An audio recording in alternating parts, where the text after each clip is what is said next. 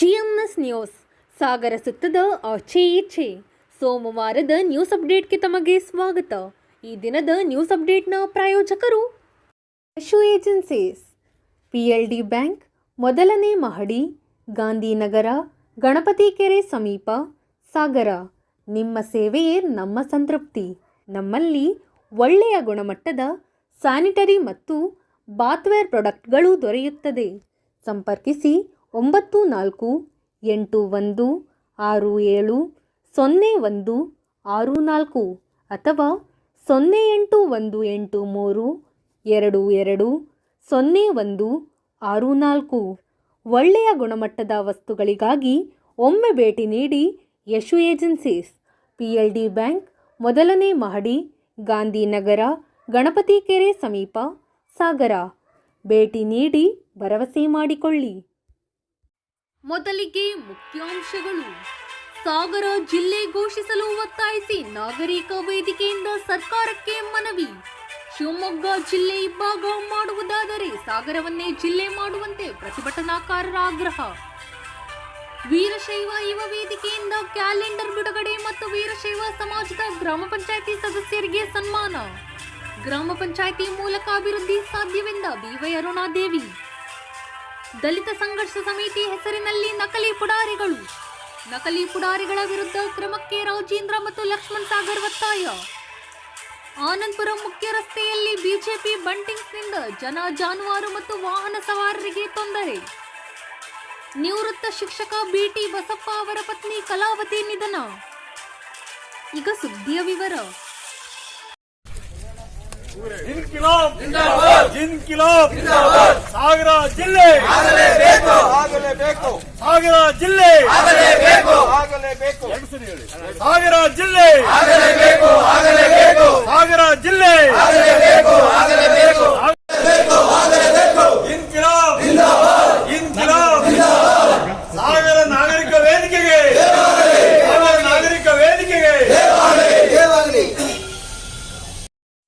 ಸಾಗರವನ್ನು ನೂತನ ಜಿಲ್ಲೆಯಾಗಿ ಘೋಷಣೆ ಮಾಡುವಂತೆ ಒತ್ತಾಯಿಸಿ ಸೋಮವಾರ ನಾಗರಿಕ ವೇದಿಕೆ ವತಿಯಿಂದ ಉಪವಿಭಾಗಾಧಿಕಾರಿಗಳ ಮೂಲಕ ರಾಜ್ಯ ಸರ್ಕಾರಕ್ಕೆ ಮನವಿ ಸಲ್ಲಿಸಲಾಯಿತು. ಪ್ರತಿಭಟನೆಯನ್ನು ಉದ್ದೇಶಿಸಿ ಮಾತನಾಡಿದ ವೇದಿಕೆ ಅಧ್ಯಕ್ಷ ಎಂ ರಾಜಶೇಖರ್,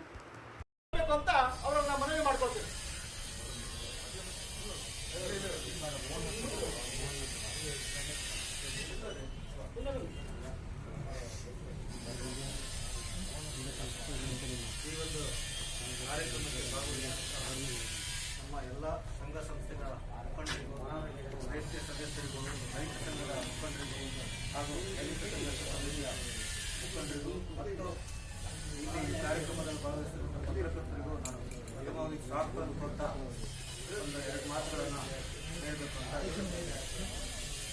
ಮಾಹಿತಿ ಹಕ್ಕು ಹೋರಾಟಗಾರರು, ಸಂಖ್ಯೆಯಲ್ಲಿ ಒಕ್ಕೂಟದವರು ಹೆಚ್ಚಿನ ಇದರಲ್ಲಿ ಭಾಗವಹಿಸಿ ನಮ್ಮ ಸಹಯೋಗ ಕೊಟ್ಟಿದ್ದಾರೆ. ಅವರಿಗೂ ಕೂಡ ಒಂದು ಸ್ವಾಗತ ಕೊಟ್ಟು ಈ ಒಂದು ಪ್ರಸ್ತಾಪ ನುಡಿಯನ್ನು ನಾನು ಹೇಳ್ತಾ ಇದ್ದೇನೆ. ಸಾಗರ ಕಳೆದ ನೂರಾರು ವರ್ಷಗಳಿಂದ ಸಾಗರಕ್ಕೆ ತನ್ನದೇ ಆದ ಒಂದು ಇತಿಹಾಸ ಇದೆ. ಸಾಗರದ ಬಗ್ಗೆ ಇತಿಹಾಸದ ಪುಟಗಳಲ್ಲಿ ಸಾಗರದ ಬಗ್ಗೆ ಅನೇಕ ವ್ಯಾಖ್ಯಾನಗಳು, ಉಲ್ಲೇಖಗಳು ಇದೆ. ಕೆಳದಿ ಅರಸರು ಇಕ್ಕೇರಿಯಲ್ಲಿ ಕಟ್ಟಿದಂಥ ದೇವಾಲಯಗಳು, ಕೆಳದಿ ದೇವಾಲಯಗಳು, ಆಮೇಲೆ ಚೆನ್ನ ಭೈರಾದೇವಿಯವರು ಕಟ್ಟಿದಂಥ ಕೋಟೆ, ಕಾನೂರು ಕೋಟೆ, ಪೋರ್ಚುಗೀಸ್ ಅವರನ್ನೆಲ್ಲ. ವಕೀಲರ ಸಂಘದ ಅಧ್ಯಕ್ಷ ರವೀಶ್ ಮಾತನಾಡಿ, ಸಾಗರ ಕರ್ನಾಟಕದಲ್ಲೇ ಒಂದು ವಿಶಿಷ್ಟವಾದಂಥ ತಾಲೂಕು. ಈ ರಾಜ್ಯಕ್ಕೆ ಬೆಳಕನ್ನು ಕೊಟ್ಟಂಥ ತಾಲೂಕು. ಪ್ರಸಿದ್ಧವಾದಂಥ ಜೋಗ ಜಲಪಾತ ನಮ್ಮ ತಾಲೂಕಿನಲ್ಲಿದೆ. ಬ್ರಿಟಿಷರ ಕಾಲದಲ್ಲೇ ರೈಲ್ವೆ ಒಂದು ಸಂಪರ್ಕವನ್ನು ಕೊಟ್ಟಂತಹ ಒಂದು ತಾಲೂಕು. ಇನ್ನು ಪುಣ್ಯಕ್ಷೇತ್ರಗಳು, ಹಾಗೆ ದೇವಸ್ಥಾನಗಳು ಹಾಗೂ ಪ್ರೇಕ್ಷಣೀಯ ಸ್ಥಳಗಳು ಸಾಗರ ತಾಲೂಕಿನಲ್ಲಿ ತುಂಬ ಇದೆ. ಹಾಗಾಗಿ ಸಾಗರ ತಾಲೂಕಿಗೆ ಜನರು ಬಂದು ಹೋಗುವಂಥದ್ದು ಮತ್ತು ಸಾಗರ ತಾಲೂಕಿನ ಜನಸಂಖ್ಯೆಯು ಸಹಿತ 2 ಲಕ್ಷಕ್ಕಿಂತ ಹೆಚ್ಚಿದೆ. ಮತ್ತು ಸಾಗರ ಹಿರಿಯ ಕಾಂಗ್ರೆಸ್ಸಿಗ ಮೊಹಮ್ಮದ್ ಕಾಸಿಂ ಮಾತನಾಡಿ, ಬೇರೆ ತಾಲೂಕನ್ನ ಜಿಲ್ಲೆ ಮಾಡ್ತೀವಿ ಅಂತ ಮಾತೇನಾರ ಬಂದ್ರೆ ಅದಕ್ಕೆ ನಮಗೆ ನಮ್ಮೆಲ್ಲರದ ತೀವ್ರ ವಿರೋಧ ಇದೆ ಅಂತಕ್ಕಂಥ ಮಾತನ್ನ ಈ ಸಂದೇಶದ ಮುಖಾಂತರ, ಈ ಹೋರಾಟದ ಸಮಿತಿಯ ಮುಖಾಂತರ ನಾವು ತಿಳಿಪಡ್ತೇವೆ. ಕಾರಣ ಎಲ್ಲ ಸ್ನೇಹಿತರು ಮಾತಾಡಿದಾಗೆ ಭೌಗೋಳಿಕವಾಗಿ ಸಾಗರ ತಾಲೂಕನ್ನ ಅವತ್ತು ಜಿಲ್ಲಾ ಸಬ್ ಡಿವಿಷನ್ ಕೇಂದ್ರವನ್ನು ಮಾಡಿದ್ವಿ. ಕಾರಣ ಯಾರು ಸುಖ ಸುಮ್ಮನೆ ಮಾಡಲ್ಲ. ಶಿಕಾರಿಪುರ ಮಾಡ್ಬೋದಾಗಿತ್ತು, ಅಥವಾ ತೀರ್ಥಹಳ್ಳಿ ಮಾಡ್ಬೋದಾಗಿತ್ತು, ಅಥವಾ ಭದ್ರಾವತಿ ಮಾಡ್ಬೋದಾಗಿತ್ತು. ಅದು ಹಾಗಾಗಲಿಲ್ಲ. ಇದು ಭೌಗೋಳಿಕವಾಗಿ ಈ ಎಲ್ಲ ವ್ಯವಸ್ಥೆ ಇರೋದ್ರಿಂದ ಮಾಡಿದ್ರು. ಹಾಗೆ ಒಂದು ಈ ಜಿಲ್ಲೆಗೆ ಈ ತಾಲೂಕು ಬಹಳ ಕೇಂದ್ರವಾಗಿತ್ತು, ರಾಜಕೀಯವಾಗಿ ಬಹಳ ಕೇಂದ್ರವಾಗಿ ಇದ್ದಂತಹ ಒಂದು ದಿನ. ಕಾರಣ MP ಸಾಗರದವರೇ ಇದ್ರು, KG ಒಡೆಯರ್ ಅಂತ. ಆಮೇಲೆ ಮತ್ತವರು MP ನಮ್ಮ ಕಾನಗೋಡು ಹರಿಯಪ್ಪನವರು ಅಂತ ಇದ್ರು. ಇದೆಲ್ಲ ಆಮೇಲೆ ಬದ್ರಿನಾರಾಯಣ ಹಿಂಗಾರರು, ಈ ತರದ MP ಎಲ್ಲ ಅವರು ಮಂತ್ರಿ ಆಗಿದ್ರು. ಯಾಕಂದ್ರೆ ಈ ಜಿಲ್ಲೆಗೆ ಸಾಗರ ತಾಲೂಕು. ಸಾಮಾಜಿಕ ಹೋರಾಟಗಾರ ಶಿವಾನಂದ್ ಕುಗ್ವೆ ಮಾತನಾಡಿ, ಶಿವಮೊಗ್ಗ ಜಿಲ್ಲೆಯನ್ನ ಒಡೆದು ಶಿಕಾರಿಪುರ ಜಿಲ್ಲೆಯನ್ನ ಮಾಡ್ತಾರೆ ಅಂತ ಹೇಳಿ ಒಂದು ದೊಡ್ಡ ವದಂತಿನೂ ಹಬ್ಬಿತ್ತು. ವದಂತಿ ಅನ್ನೋದಕ್ಕಿಂತ ಆಗ ಅಧಿಕಾರದಲ್ಲಿದ್ದಂಥ ಯಡಿಯೂರಪ್ಪನವರು ಹೆಚ್ಚು ಕಡಿಮೆ ಬಹಳಷ್ಟು ಮುಖ್ಯವಾದ ಇಲಾಖೆಗಳು, ಜಿಲ್ಲಾ ಮಟ್ಟದ ಇಲಾಖೆಗಳನ್ನು ಕೂಡ ಅವರ ಕ್ಷೇತ್ರಕ್ಕೆ ತಗೊಂಡೋಗಿ ಹಾಕ್ತಾ ಇದ್ದಾರೆ ಅನ್ನುವಂಥ ಎಲ್ಲ ಆಧಾರಗಳಿದ್ವು ನಮಗೆ. ಸುಮ್ಮನೆ ವದಂತಿಗಳು ಅಲ್ಲ, ಎಲ್ಲ ಮುಖ್ಯವಾದಂಥ ಜಿಲ್ಲೆಯಲ್ಲಿ ಇರಬೇಕಾದಂಥ ಏನು ಇಲಾಖೆಗಳಿದ್ದಾವೆ ಅವನ್ನ ಅಲ್ಲಿ ತಗೊಂಡೋಗಿ ಹಾಕ್ತಾ ಇದ್ವಿ. ಮತ್ತೆ ಮೆಗಾನ್ ಹಾಸ್ಪಿಟಲ್ ಕೂಡ ಅಲ್ಲಿ ಜಿಲ್ಲಾ ಆಸ್ಪತ್ರೆ ಅಂತೇಳಿ ಅಲ್ಲಿ ತಗೊಂಡೋಗಿ ಹಾಕ್ಬೇಕು ಕೂಡ ಹೊರಟಿದ್ರು. ಇವೆಲ್ಲ ಅದರ ಹಿನ್ನೆಲೆ ಏನಪ್ಪಾ ಅಂತಂದ್ರೆ ಶಿಕಾರಿಪುರನ ಜಿಲ್ಲೆಯನ್ನು ಮಾಡಬೇಕು ಅಂತಕ್ಕಂಥದ್ದು ಅವರ ಆಲೋಚನೆ ಮತ್ತೆ ಅವರ ಕನಸು ಕೂಡ ಬಹಳ ವರ್ಷ. ಬಹುಶಃ ಸಾಗರದಲ್ಲಿ ಯಾವ ಮಟ್ಟಕ್ಕೆ ಅದಕ್ಕೆ ಪ್ರತಿರೋಧ ಆಯ್ತು ಅಂತಂದ್ರೆ, ಈ ಸಂದರ್ಭದಲ್ಲಿ ಪ್ರಮುಖರಾದ ಶೇಟ್, ಬಂಗಾರಪ್ಪ, ಆನಂದ್ ಮೇಸ್ತ್ರಿ, ಹುಚ್ಚಪ್ಪ, ಸುರೇಶ್ ಕಾರ್ಗಲ್, ಪರಮೇಶ್ವರ್ ದೂಗೂರು, ನಾಗರಾಜ್, ಲಕ್ಷ್ಮಣ್ ಸಾಗರ್, ಸೌಭಾಗ್ಯ, ಶೋಭಾ ದೀಕ್ಷಿತ್, ರವೀಶ್, ಸೈಯದ್ ಜಮೀಲ್, ಡಿ ದಿನೇಶ್, ಸುಶೀಲಮ್ಮ ಇನ್ನಿತರರು ಹಾಜರಿದ್ದರು. ಜನಸಾಮಾನ್ಯರ ಜೊತೆ ಇದ್ದಾಗ ಮಾತ್ರ ನಾವು ಸಮಾಜದಲ್ಲಿ ಗುರುತಿಸುವ ವ್ಯಕ್ತಿಯಾಗಿ ಬೆಳೆಯುತ್ತೇವೆ ಎಂದು ಅಖಿಲ ಭಾರತ ವೀರಶೈವ ಮಹಾಸಭಾದ ರಾಜ್ಯ ಮಹಿಳಾ ಅಧ್ಯಕ್ಷೆ BY ಅರುಣಾದೇವಿ ತಿಳಿಸಿದರು. ಸಾಗರದ ವೀರಶೈವ ಹಾಸ್ಟೆಲ್ ಆವರಣದಲ್ಲಿ ಸೋಮವಾರ ವೀರಶೈವ ಯುವ ವೇದಿಕೆ ವತಿಯಿಂದ ಆಯೋಜಿಸಲಾಗಿದ್ದ ಕಾರ್ಯಕ್ರಮದಲ್ಲಿ ಅವರು 2021ನೇ ಸಾಲಿನ ಕ್ಯಾಲೆಂಡರ್ ಬಿಡುಗಡೆ ಮಾಡಿ ಗ್ರಾಮ ಪಂಚಾಯಿತಿ ಚುನಾವಣೆಯಲ್ಲಿ ಜಯಗಳಿಸಿದ ವೀರಶೈವ ಸಮಾಜದ ಸದಸ್ಯರನ್ನು ಅಭಿನಂದಿಸುವ ಕಾರ್ಯಕ್ರಮವನ್ನು ಉದ್ಘಾಟಿಸಿ ಅವರು ಮಾತನಾಡುತ್ತಿದ್ದರು. ನಾವಿವತ್ತು ಬಹಳಷ್ಟು ಹೆಮ್ಮೆಯಿಂದ ಆಕೆಯನ್ನು ಸ್ಮರಿಸ್ಕೋಬೇಕು. ಸಾಗರದ ಮಣ್ಣಿನಲ್ಲಿ ಕೂತು ಅವರ ಪುತ್ಥಳಿನ ನಾವು ಎಲ್ಲೋ ಯಾರು ನಾವು ಎದುರು ಮಾಡುವಂಥದ್ದಲ್ಲ, ಇವಾಗ ನಾವೆಲ್ಲರೂ ಸೇರಿ ಹೆಮ್ಮೆಯಿಂದ ಮಾಡೋದಕ್ಕಿಂತ ಖಂಡಿತವಾಗಿ ಮುಂದಿನ ವರ್ಷದ ಒಳಗಡೆ ನಾನು ಹೇಳುವಂಥದ್ದು ಆ ಪುತ್ಥಳಿ ಸ್ಥಾಪನೆ ಯಾವುದೇ ಒಳ್ಳೆಯ ಕೆಲಸಕ್ಕೂ ಖಂಡಿತ ಬೇಡ ಅನ್ನೋದಿಲ್ಲ. ಈ ಉದಾಹರಣೆ ಏನು ಅಂತಂದ್ರೆ, ಮೊನ್ನೆ ಹಾವೇರಿಗೆ ನಾನು ಹೀಗೆ ಮಹಾಸಭಾ ಪ್ರೆಸಿಡೆಂಟ್ ಆದಮೇಲೆ ನಾನು ಹಾವೇರಿ, ಧಾರವಾಡ, ಹುಬ್ಳಿ ಹಾಗೆ ಬೆಲ್ಗಾಂ ಆ ಕಡೆ ಎಲ್ಲ ಕಾರ್ಯಕ್ರಮ ಹೋಗಿದ್ದೆ. ಇದು ಹೊಸ ಹಾವೇರಿನಲ್ಲಿ ನನ್ನ ಪ್ರೋಗ್ರಾಮ್ ಇರಲಿಲ್ಲ, ಆನ್ ದ ವೇದಿಗೆ ನಿಲ್ಲಿಸಿದ್ರು. ಮೇಡಮ್ ಇದಾಯ್ತು ಆಗ್ತಾ ಇದೆ, ಬಹಳ ಬಡವರಿಗೆ ವಸತಿ ನಿಲಯ ಮಾಡ್ತಾ ಇದ್ದೇವೆ, ನಿಮ್ಮ ವಸತಿ ನಿಲಯವನ್ನು ನೋಡಿದಾಗ ನಾನು ನೆನಪಂದಾಗ ಶೇರ್ ಮಾಡ್ತಾ ಇದ್ದೇನೆ. ಈಗಾಗಲೇ ಬಹಳಷ್ಟು ಕಟ್ಟುತ್ತಿಲ್ಲ ಕಟ್ಟಡ, ಹಿಂದೆ ರಾಜಕಾಲುವೆ ಮಾಡಬೇಕು, ಅವಾಗ ನೀರು ಸೀಪೇಜ್ ಆಗಿ ಎಲ್ಲ ಬಿಲ್ಡಿಂಗ್ ಬರ್ತಾ ಇದೆ, ಅದು ಕಾಲುವೆ ಮಾಡಿದ್ರೆ ಹೋಗುತ್ತೆ. ನನಗೆ ಕನ್ಸ್ಟ್ರಕ್ಷನ್ ಚೆನ್ನಾಗಿ ಹೋಗುತ್ತೆ, ಯಾಕಂದ್ರೆ ಕಾಲೇಜ್ ಕನ್ಸ್ಟ್ರಕ್ಷನ್ ಪೂರ್ತಿ ನಾನು ಇನ್ವಾಲ್ವ್ ಆಗಿದ್ದೆ. ಒಂದೇ ಒಂದು ನಾನು ಮನೆಯನ್ನ ಕಟ್ಟಿದ್ದೇನೆ, ಹಾಗಾಗಿ ಕಟ್ಟೋಕ್ಕಾಗುತ್ತೆ. ಕಷ್ಟ ಏನು ಅಂತ ನನಗೆ ಗೊತ್ತಿರೋದ್ರಿಂದ ಮೊನ್ನೆ ನಮ್ಮ ತಂದೆಯವರು ನಾಳೆ ನ್ಯೂ ಇಯರ್ ಇದೆ ಅಂತ ಹಿಂದಿನ ಸಾರಿಗೆ ನಾವು ಬೆಂಗಳೂರು ಮಾತಾಡ್ತಾ ಬರ್ತಿದ್ದೆ, ಹೀಗಿದೆ ಅಂತ ಹೇಳಿದೆ ನನ್ನ ತಂದೆಯವರು. ಅದಕ್ಕೆ ಯಾವ ಡಾಕ್ಯುಮೆಂಟ್ಸ್ ಕೇಳಿಲ್ಲ, ಕೂಡಲೇ DC ಫೋನ್ ತಗೊಳ್ಳಿ ಅಂತ ಹೇಳಿದ್ರು. DC ಅವ್ರಿಗೆ ಫೋನ್ ಮಾಡಿದ್ರು. ನಗರಸಭೆಯಿಂದ ಎಷ್ಟು ಪ್ರಾವಿಷನ್ ಇದೆ, ಮಿನಿಮಮ್ ಒಂದು 50 ಲಕ್ಷ ಕೊಡಲೇಬೇಕು. ನಾನು CM ಫಂಡಿಂದ 50 ಲಕ್ಷ ಕೊಡ್ತೀನಿ, ಅಲ್ಲಿ ಒಂದು ರಾಜಕಾಲುವೆ ಮಾಡಬೇಕು, ಅರ್ಧ ಗಂಟೆಯಲ್ಲಿ ಸ್ಯಾಂಕ್ಷನ್ ಮಾಡಿ. ಈ ಕೆಲಸಕ್ಕೆ ಎಷ್ಟು ವರ್ಷದ ಪ್ರಯತ್ನ ಹಾಕ್ತಾ ಇದ್ದಾರೆ. ಬಹುಶಃ ನಾನು ಕಾಲು ಇಟ್ಟಂತ ಒಂದು ಸಂದರ್ಭ ನಾವು ಜವಾಬ್ದಾರಿ ತಗೊಳ್ಳೋದು. ಬಹುಶಃ ಹೆಣ್ಮಕ್ಳಿಗೆ ಬಹಳಷ್ಟು ಓದು ಬಂದಿರುತ್ತೆ ಅಂತ ಅನ್ಕೊಳ್ತೇವೆ. ಯಾಕೆಂದ್ರೆ ನಾವು ಗಂಡನ ಹತ್ರ ಯಾವಾಗ ಏನ್ ಮಾತಾಡ್ಬೇಕು, ಸಮಯ ನೋಡಿ ಮಾತಾಡ್ಬೇಕು ಅಂತ ಹೇಳ್ತಾರೆ. ನಮ್ಮ ಅಪ್ಪನ ಹತ್ರ ಸಮಯ ನೋಡಿ ಮಾತಾಡೋದಲ್ಲ ನಮ್ಮ ಅಮ್ಮ ನನ್ಗೆ ಹೇಳ್ಕೊಟ್ಟಿದ್ರು. ಯಾಕಂತಂದ್ರೆ ಬಹಳಷ್ಟು ನಿಮ್ಗೆ ಗೊತ್ತಿದೆ, ಕೋಪಿಷ್ಟು ಮುಖ್ಯಮಂತ್ರಿಗಳು ಸಮಯ ಸಮಾಧಾನ ನೋಡ್ಕೊಂಡು ಹೇಳ್ಬೇಕು. ನಾನು ಈಗ ಆಯ್ತಾನ, ಟೂರ್ ಚೆನ್ನಾಗಾಯ್ತಾನ, ಅವ್ರಿಗೆ ನಾನು ಮಹಾಸಭಾ ಅಧ್ಯಕ್ಷ ಆಗ್ತೀನಿ ಅನ್ನೋ ಕಲ್ಪನೆನೇ ಇರಲಿಲ್ಲ. ಅವತ್ತು TV ನೈನಲ್ಲಿ ಅದು ಬೇರೆ ಬೇರೆ ಮೀಡಿಯಾಗಳಲ್ಲಿ ಇದು ಮಾಡಿದಾಗ ಅವರು ಏನೋ ಒಬ್ಬ ಮೆಂಬರ್ ಆಗಿದ್ದೀನಿ ಅಂತ ಅನ್ಕೊಂಡಿದ್ರು. ಅರೆ ನಿಮ್ಗೆ ಯಾಕೆ ಈ ಜವಾಬ್ದಾರಿ ಕೊಟ್ಟರು ಅಂತ ಹೇಳಿದ್ರೆ, ಯಾಕಂದ್ರೆ ಇದುವರೆಗೂ ಬೆಂಗಳೂರಿನ ಮಹಿಳೆಯರೇ ಅಧ್ಯಕ್ಷ ಆಗಿರುವಂಥದ್ದು, ಮಹಿಳಾ ಅಧ್ಯಕ್ಷ ಆಗಿರುವಂಥದ್ದು. ಇವತ್ತು ಶಿವಮೊಗ್ಗದ ಒಬ್ಬ ಮಹಿಳೆ ಇಡೀ ರಾಜ್ಯವನ್ನು ಓಡಾಡಿ ನನಗೆ ಸಹಾಯ ಆಗುತ್ತೆ ಅಂತ ಅನ್ಕೊಳ್ತೇನೆ. ಯಾಕಂದ್ರೆ ಬೆಂಗಳೂರಿನಲ್ಲಿರುವಂಥ ಅಧ್ಯಕ್ಷರು ಸಾಗರವನ್ನು ತಲುಪೋ ಪ್ರಶ್ನೆ. ನಾನು ಶಿವಮೊಗ್ಗದಲ್ಲಿ ಇದ್ಕೊಂಡು, ಯಾಕಂದ್ರೆ ಬಹುಶಃ ನಮ್ಮ ತಂದೆ ತಾಯಿಯನ್ನ ಮೊದಲಿಂದ ನೋಡ್ಕೊಂಡು ಬಂದಿರೋ ವ್ಯವಸ್ಥೆಯಲ್ಲಿ ನಾವು ಯಾವುದೇ ಒಂದು ಕೆಲಸವನ್ನು ಮಾಡಲು ಸಮಾಜದ ಮೂಲಕ ಜನರಿಗೆ ಹೋಗಿ ಕೆಲಸವನ್ನು ಮಾಡಿದಾಗ ಮಾತ್ರ ಸಾಕಾಗೋದು. ಯಾರು ನಮ್ಮನ್ನು ಹುಡ್ಕೊಂಡು ಬಂದು ಈ ಕೆಲಸ ಆಗ್ಬೇಕು ಅಂತ ಅಪ್ಲಿಕೇಶನ್ ಕೊಡ್ತಾರೆ, ಅಲ್ಲಿ ಕೆಲಸ ಆಗ್ಬೇಕು ಅನ್ನೋದಕ್ಕಿಂತ ಈ ನಿಮ್ಮ ವಯಸ್ಸಲ್ಲಿ ಈ ಮಣ್ಣಿನಲ್ಲಿ ನಿಂತು ಕೆಳಗೆ ಚಂದನ ಬಗ್ಗೆ ಮಾತಾಡಿದಾಗ ನಮಗೆ ರಾತ್ರಿ ನಿದ್ರೆಗಳು ನೆನಪಿರುತ್ತೆ. ಆ ಕೆಲಸ ಮಾಡೋದು ನಮಗೆ ಸಮಾಧಾನ ಆಗಿಲ್ಲ, ಅದು ನಿಜವಾದ ಕೆಲಸ. ಇಸುವಿನಲ್ಲಿ ನಿಂತ್ಕೊಂಡು ನಾವು ಇನ್ನೂ ಪುರುಷರು ಮಹಿಳೆಯರು ಅಂತ ಮಾತಾಡಿದ್ರಲ್ಲಿ ಅರ್ಥ ಇಲ್ಲ.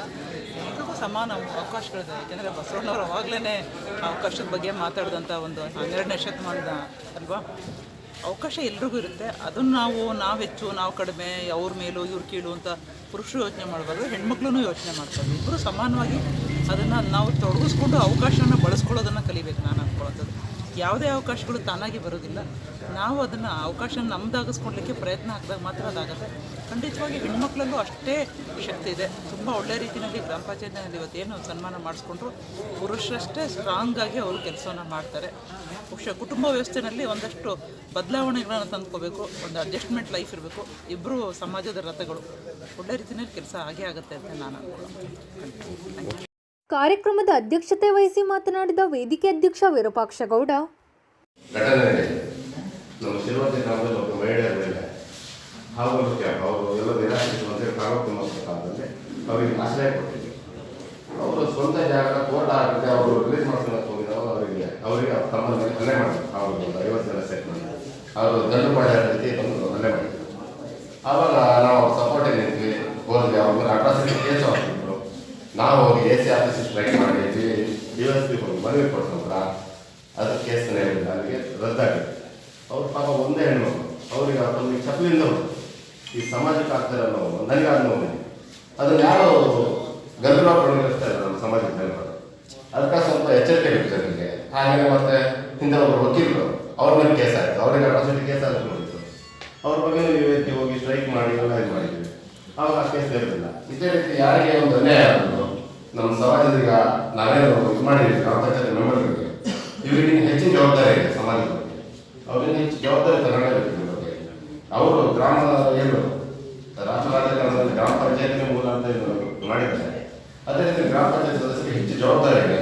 ಆ ಜವಾಬ್ದಾರಿ ಎತ್ಕೊಂಡಿದ್ರು ಅವರು. ಅದಕ್ಕೋಸ್ಕರ ನಾವು ಹೆಚ್ಚಾಗಿ ಅವರಿಗೆ ಸೇವೆ ತಗೊಳ್ಳೋದಕ್ಕೋಸ್ಕರ ನಾವು ಇವತ್ತು ಅಭಿನಂದನೆ ಮಾಡಿದ್ದೀವಿ. ಸಮಾಜದ ಜವಾಬ್ದಾರಿ ಅವರ ಹೆಮ್ಮೆ. ಹಾಗೆ ಇನ್ನು ಎಲ್ಲರೂ ಸಮಾಜದ ಸ್ಪಂದನೆ ಮಾಡ್ತಾ ಸ್ವಲ್ಪ ಸಮಾಜದ ಬಗ್ಗೆ ಹೆಚ್ಚು ಗಮನ ಕೊಡ್ತಾ, ಯಾವ ರಾಜ್ಯ ಯಾವ ಪಾರ್ಟಿ ಇರಲ್ಲ, ಆಮೇಲೆ ನಮ್ಮ ಪಾರ್ಟಿ ಸಂಬಂಧ ಇದೆ, ನಮ್ಮ ಸಮಾಜ ಮುಖ್ಯ. ಸಮಾಜ ಜನರಿಗೆ ನಾವು ಹೋರಾಟ ನಡೆಸಬೇಕಂತ, ಮಾತನಾಡೋದಕ್ಕೆ ಅವಕಾಶ ಕೊಡ್ತಾರಂತ ನಿಮ್ಮೆಲ್ಲರಿಗೂ ನನ್ನ 2 ಮಾತುಗಳು ಮುಗಿಸ್ತೇನೆ. ವೇದಿಕೆಯಲ್ಲಿ ವೀರಶೈವ ಮಹಾಸಭಾದ ತಾಲೂಕು ಅಧ್ಯಕ್ಷ ಶೇಖರಪ್ಪ ಗೌಡ, ಆಪ್ಸ್ಕೋಸ್ ಅಧ್ಯಕ್ಷ BA ದರ್ಬೇಸೂರು, ನಗರಸಭೆ ಸದಸ್ಯ ಮೈತ್ರಿ ಪಾಟೀಲ್, ವಧುವರರ ಅನ್ವೇಷಣಾ ಕೇಂದ್ರದ ಅಧ್ಯಕ್ಷ SD ಗಂಗಾಧರ್ ಗೌಡ, ಬಿಜೆಪಿ ಗ್ರಾಮಾಂತರ ಘಟಕದ ಅಧ್ಯಕ್ಷ ಲೋಕನಾಥ್ ಬಿಳಿಸಿರಿ, ರೇಷ್ಮಾ ಉಮೇಶ್, ಜ್ಯೋತಿ, KV ಪ್ರವೀಣ್, ರಾಜೇಂದ್ರ ಅವಿನಳ್ಳಿ, ನವೀನ್ ಜೀವಿ, ಅನಿಲ್ ಬರದವಳ್ಳಿ, ಪ್ರಕಾಶ್ ಇನ್ನಿತರರು ಹಾಜರಿದ್ದರು. ದಲಿತ ಸಂಘರ್ಷ ಸಮಿತಿ ಹೆಸರನ್ನು ದುರ್ಬಳಕೆ ಮಾಡಿಕೊಂಡು ಅಮಾಯಕರನ್ನು ಬ್ಲಾಕ್ಮೇಲ್ ಮಾಡುತ್ತಿರುವ ನಕಲಿ ಪುಡಾರಿಗಳನ್ನು ಪತ್ತೆ ಹಚ್ಚಿ ಅವರ ವಿರುದ್ಧ ಸೂಕ್ತ ಕಾನೂನು ಕ್ರಮ ಜರುಗಿಸಬೇಕು ಎಂದು ದಲಿತ ಸಂಘರ್ಷ ಸಮಿತಿ ಪ್ರೊಫೆಸರ್ B ಕೃಷ್ಣಪ್ಪ ಬಣ ರಾಜ್ಯ ಪ್ರಮುಖರಾದ ರಾಜೇಂದ್ರ ಬಂದಗದ್ದೆ ಒತ್ತಾಯಿಸಿದ್ದಾರೆ.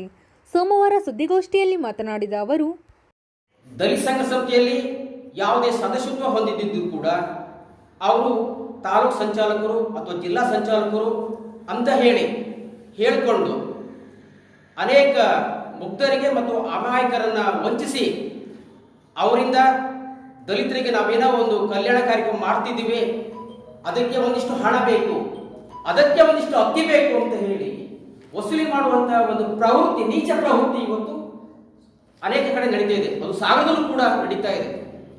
ಮೊನ್ನೆ ಒಂದು ವಾಟ್ಸಪ್ ಅಲ್ಲಿ ಒಬ್ಬರು ಸ್ನೇಹಿತರು ಹಾಕಿದ್ದಾರೆ, ಅವ್ರ ಹೆಸರೇನು, ವಿಜಯವಾಮನ್. ಅವ್ರ ಹತ್ರ ನಾವು ದಲಿತರಿಗೆ ಬಡವರಿಗೆ ಅಕ್ಕಿ ಹಂಚ್ತೀವಿ, ನಮಗೆ ಒಂದಿಷ್ಟು ಅಕ್ಕಿ ಕೊಡಿ ಅಂತ ಹೋಗಿದ್ದಾರೆ. ಹಣ ಕೇಳಿದ್ರೆ ಕೊಡಲ್ಲ ಅಂತ, ಅಕ್ಕಿ ಕೇಳಿದ್ರೆ ಪಶು ಪ್ರಾಮಾಣಿಕರು ಇರಬಹುದು ಅನ್ನೋ ಕಾರಣಕ್ಕಾಗಿ ಅಕ್ಕಿ ಕೇಳ್ತಾರೆ. ಬಹುಶಃ ಇರಬಹುದು ಅಂತ ಹೇಳಿ ಅವರು ಒಂದಿಷ್ಟು ಅಕ್ಕಿಯನ್ನ ಒಂದಿಷ್ಟು ಮೂಟೆಗೆ ಅಕ್ಕಿಗಳನ್ನ ಆ ಅಂಗಡಿಯಿಂದ ಕೊಡಿಸ್ತಾರೆ.